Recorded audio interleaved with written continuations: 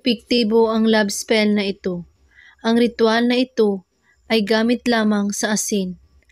Ay talaga namang mahuhulog at ma-inlove ng husto sa iyo ang taong nais mong mapapasayo. Narito ang mga kailangan mo sa paggawa ng ritual. Puting papel, asin, panulat. Isulat sa papel ang kanyang pangalan. At pagkatapos maisulat mo ang kanyang pangalan, lagyan mo ito ng 3 kutsarang asin sa gitna ng papel. At pagkatapos sabihin mo ang mga salitang ito ng 3 beses. Lumapit ka sa akin at tayong dalawa ay maging isa, kaya halika na.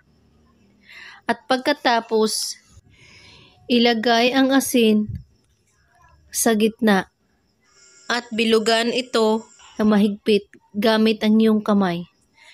At pagkatapos pumunta sa lugar na walang makakita sa iyo at sunugin mo ang papel.